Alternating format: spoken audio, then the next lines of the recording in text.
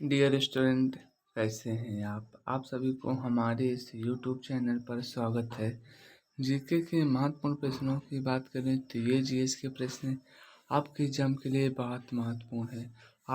आज इस वीडियो में इतिहास के महत्वपूर्ण प्रश्नों की बात की जाएगी। इतिहास के जो भी महत्वपूर्ण प्रश्न हैं वह आपके एग्जाम के लिए बहुत महत्वपूर्ण है। जो भी एग्जाम में जीएस के क्वेश्चन आते हैं उस हर एग्जाम के लिए यह वीडियो बहुत महत्वपूर्ण है। जैसे रेलवे का कोई भी एग्जाम हो, उसके बाद एसएससी अदर स्टेट के जो एग्जाम होते हैं उस एग्जाम के लिए यह वीडियो बहुत महत्वपूर्ण। चलिए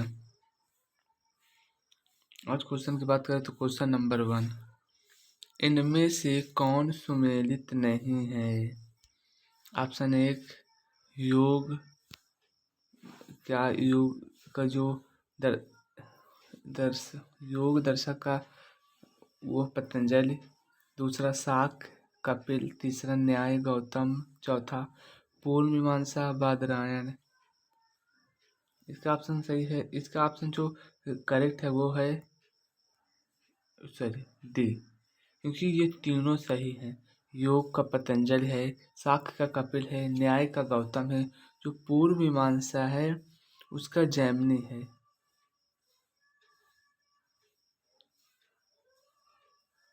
ना कि बादरायण। इसका आंसर सही होगा डी। क्वेश्चन नंबर 2, देश नायक के नाम से कौन प्रसिद्ध है? Option 1 Subhash Chandra Bose, option 2 Swami Vivekananda, option 3 Rabindranath Tagore, option 4 Mahatma Gandhi. देश नायक के नाम से सुभाष चंद्र बोस प्रसिद्ध हैं। सुभाष चंद्र बोस को देश नायक की उपाधि रविंद्रनाथ टैगोर ने दिया था।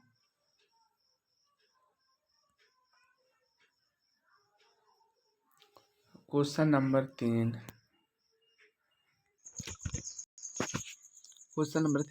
अनहैप्पी इंडिया नामक पुस्तक किसकी है? Unhappy India. Option 1 Lala Lajpat Rai, option 2 Rajendra Prasad, option 3 Pandit Jawaharlal Nehru, option 4 Mahatma Gandhi. इसका आंसर सही है ए, लाला लाजपत राय। अनहैप्पी इंडिया नामक जो पुस्तक है वो लाला लाजपत राय की है। पंडित जवाहरलाल नेहरू की डिस्कवरी ऑफ इंडिया अर्थात भारत की खोज पंडित जवाहरलाल नेहरू की है। क्वेश्चन नंबर 4, चोल वंश की राजधानी कौन सी थी?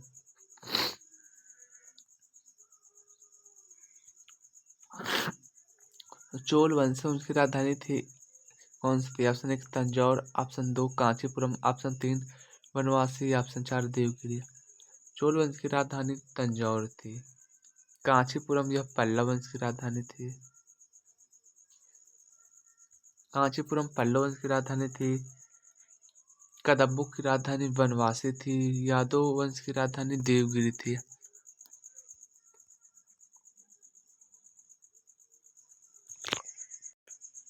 क्वेश्चन नंबर 5, लोकहितवादी के नाम से किसे जाना जाता है? Option 1 Gopal Hardeshmukh, option 2 Surendra Nath Banerjee, option 3 Maulana Abul Kalam. Question number 4, Badruddin Tayyab. Gopal Hardeshmukh को लोकहितवादी के नाम से जाना जाता है। बदरुद्दीन तैयब यह कांग्रेस के पहले मुस्लिम अध्यक्ष थे। भारत छोड़ो आंदोलन के समय जो भारत छोड़ो आंदोलन प्रस्ताव पास हुआ था उस समय उसके अध्यक्ष थे अबुल कलाम आजाद।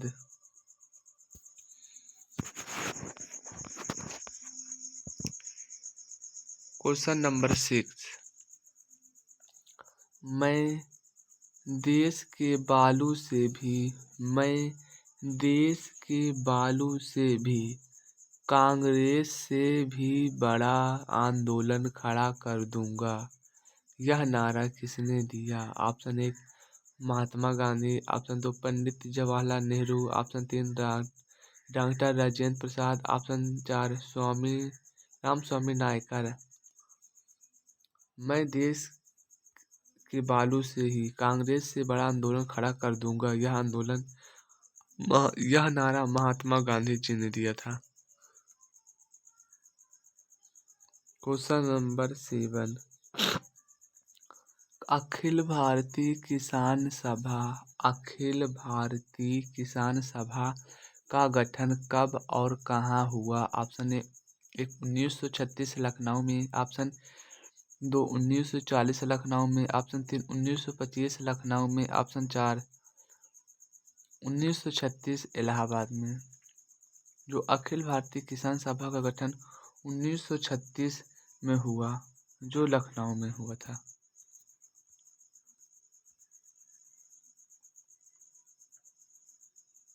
क्वेश्चन नंबर 8, कांग्रेस अपनी पतन की ओर लड़खड़ाती हुई जा रही है। कांग्रेस अपनी पतन की ओर लड़खड़ाती हुई जा रही है, यह नारा किसने दिया? Option 1 Curzon. Option 2 Dufferin. Option 3 Aurobindo Ghosh. Option 4 Bankim Chandra Chatterjee. यह नारा करजन ने दिया।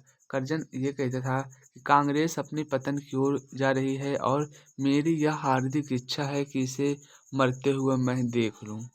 डफरिन सॉरी करजन, जो इसी करजन के समय 1905 का जो बंगाल विभाजन हुआ था, करजन के ही समय हुआ था। और पूछे डफरिन के समय जो कांग्रेस की स्थापना हुई, वह डफरिन के समय हुई थी 1885 में।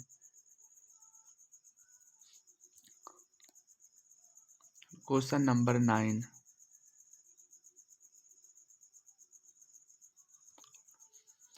क्वेश्चन नंबर 9 जो है, मैं हृदय से तुम्हारे साथ हूँ, मैं हृदय से तुम्हारे साथ हूँ और संस्कृत से भी मैं तुम्हारे लोगों में से एक हूँ।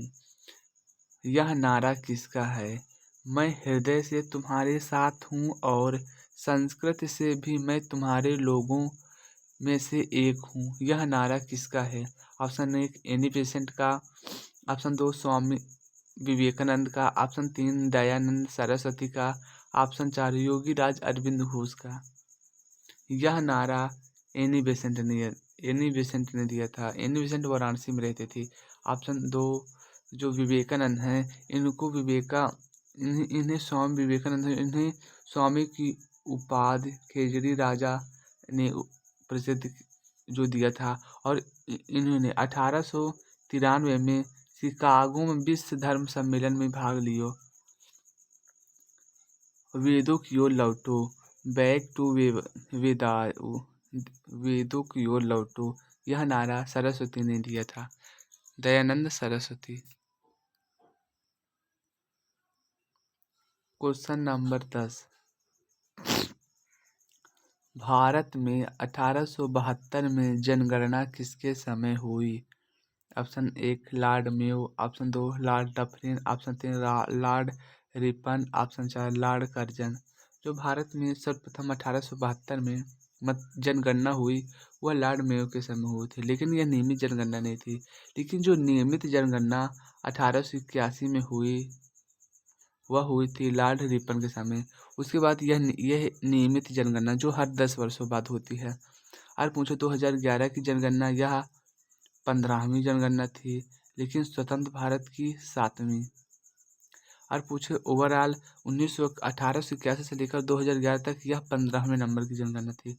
लेकिन जो स्वतंत्र भारत था 1947 के बाद जो स्वतंत्र भारत की जनगणना थी, वह 7वें नंबर की जनगणना थी। तो बताइए आज आपको यह क्वेश्चन कैसे लगे? अच्छे लगे हों तो प्लीज़ हमारे चैनल को सब्सक्राइब एवं लाइक करें और अधिक से अधिक शेयर करें ताकि आपको एग्जाम के लिए यह वीडियो बहुत हेल्पफुल हो सके। Thank you so much. Bye bye, take care यार।